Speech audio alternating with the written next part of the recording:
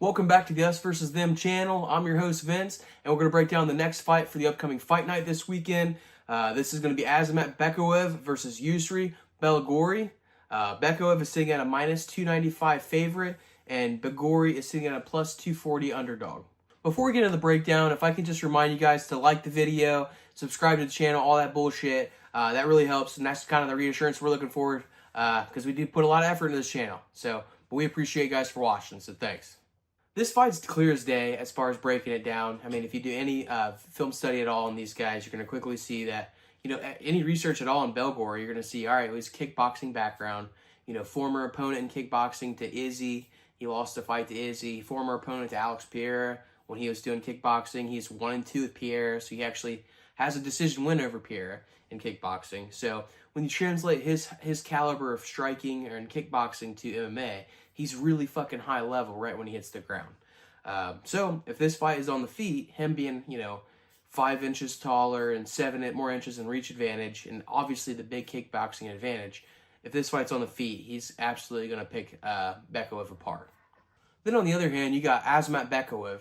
Obviously he's a Russian fighter, so, he's obviously going to have some wrestling advantages for sure, especially somebody who grew up, as a striker as their discipline. So he's more of a well-rounded fighter. We have seen in the past couple fights, he scores a couple knockouts. And he definitely always tries to strike in most fights in the beginning. But if it stops going his way, he'll transition to the wrestling. We saw that in the Dylan Budkut fight. That was on the LFA. We saw that there. We saw that, where else did we see? Oh, the Zachary Reese fight. He didn't really give Reese a chance because Reese is kind of one of those guys. Anybody that's a little bit taller than him has a size advantage. He's going to lean on that grappling a little quicker than he is for somebody else. For instance, in the Zachary Reese fight, Zachary Reese is 6'4" and he hits hard. So right away, Azamat Bekoev, implemented the grappling, got a takedown, got on top, and eventually found the ground and pound KO. It was a fight in the LFA. It was against Lucas Fernando. Fernando is a 6'4" striker. And when they were on their feet, Bekoev looked really fucking uncomfortable on their feet. I mean, really uncomfortable. It was really clear that Lucas Fernando had the advantage in that regard. So obviously he implemented a wrestling heavy approach and was able to get a decision win on that fight. But if Lucas Fernando is giving you problems, I mean, Belgaroui is definitely going to give you problems for sure because he's a little bit bigger and he is a lot better in the striking. Bekoev might not be comfortable this weekend standing and trading with Belgaroui, and I wouldn't expect him to be honest with you. But where he is going to be having a path to victory for sure is if he gets the grappling going, if he does get the takedown. He has more of a traditional, not traditional, that's not even the right word, more a stereotypical Russian style of MMA where he kind of just takes you down, drags on you, wears you down, does just enough to keep the ref off his back, and just kind of stay on top of you until he gets a decision. It's kind of a stereotypical, boring style of the Russian style fighting. I mean, Bekoev 100% has that. So because he has the ability to get the fight to the ground and keep it to the ground, he has a huge advantage there. Where Belgaroui has the advantage in the striking a lot, Bekoev has a huge advantage if he's on top.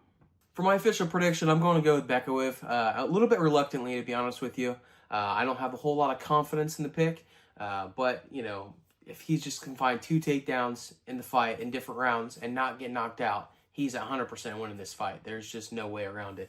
If he gets a takedown early enough in a round, that's a wrap. I mean, he's going to definitely stay on top. I definitely don't see Belgaroui. I've said his name a million different ways, but Belgaroui, I don't see him working back to his feet if he gets taken down. That's just not going to happen. So for my official prediction, I'm going to go with Bekoev. I think he's going to do just enough on the feet, or on the ground, to not get put the fight back on their feet too many times. So give me Bekoev on this one by decision.